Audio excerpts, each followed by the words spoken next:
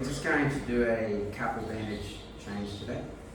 In the first instance, we've got the horse in the treatment room, which is where we prefer to do the procedures because it's clean rather than not in the box. I've got a horse handler here. Warren is holding the horse, and we're just going to take these bandages off. You can see the horse has been sedated. You don't always have to sedate them, but typically to do a nice sterile bandage change, sedation is usual.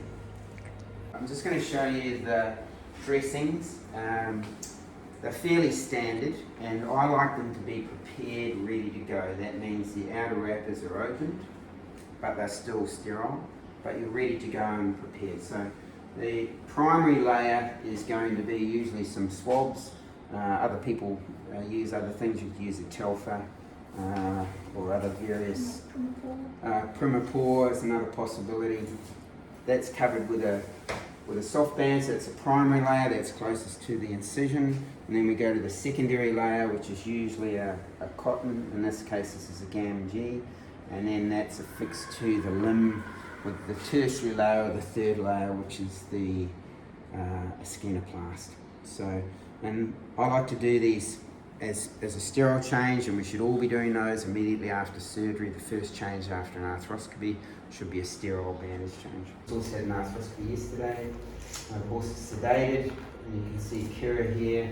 She's removing the bandage, and with good technique, she's pulling the elasto away from the horse and then cutting through that, and that ensures that there's less chance of cutting the horse. The horse is sedated and under control by Warren here, who's keeping the horse nice and steady for us. And this is the first part of the bandage change. You can get a little bit antsy here when you remove the elasto, so you've just got to be prepared for that. And then what we're going to do here is pull this off. The Gam-G tends to attach to the elasto, so you've got to be a little bit firm with it. We will do a sterile change, so in this situation here, we're just taking these bottom layers off, and then we'll be putting on some sterile gloves. Yeah, you can just take this when we put the sterile equipment on.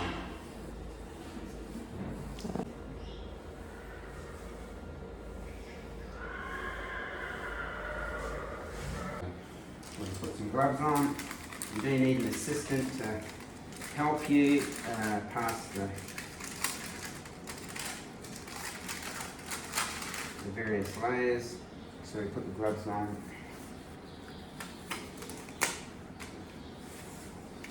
And then typically, with Kira, can you just open that up for me? So I'm going to do 2 legs. I need to take enough to get a swab over each incision, and then I'll take this one. Okay, and then if you could bring that plus a couple of elastos. So it's important to note how much swelling we have after the surgery, and there's a little bit of edema and swelling over this left carpus.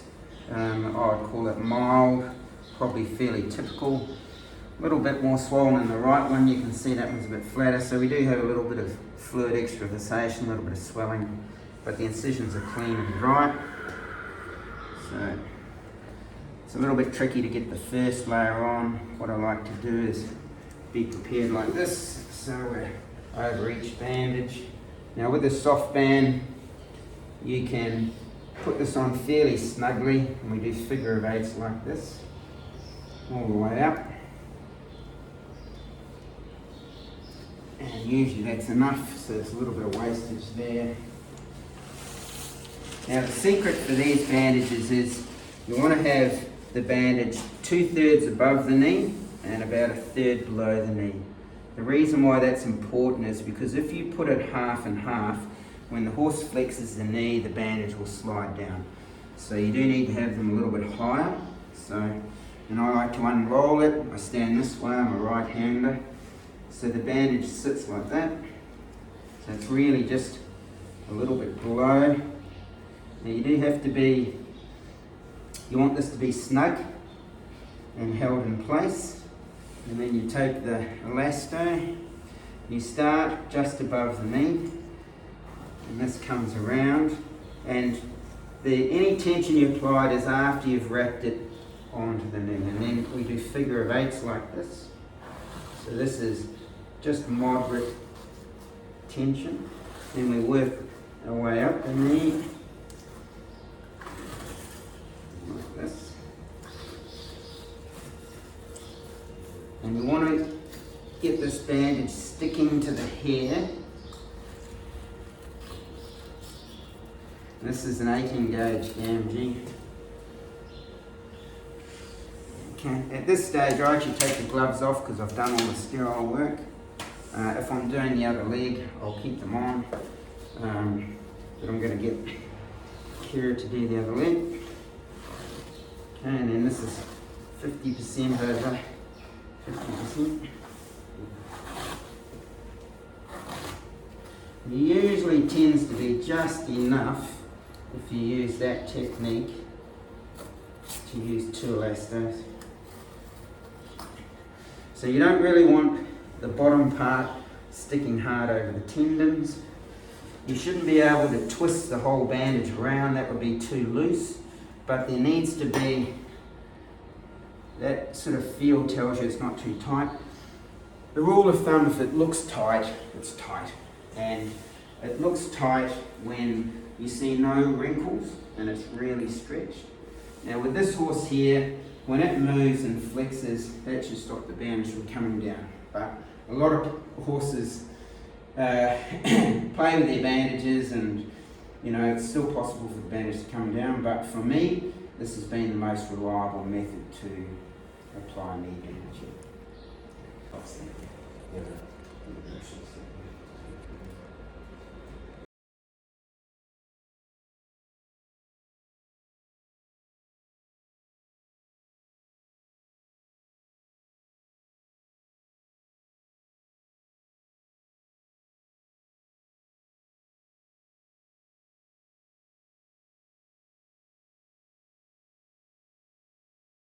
Okay, one thing we forgot here that is always useful is to take a photograph that can go on the record and also be given to the other surgeons, showing the amount of swelling or edema that the horse has. You need to take one from the front and one from the side, and then we can look at that as what's happened immediately after surgery.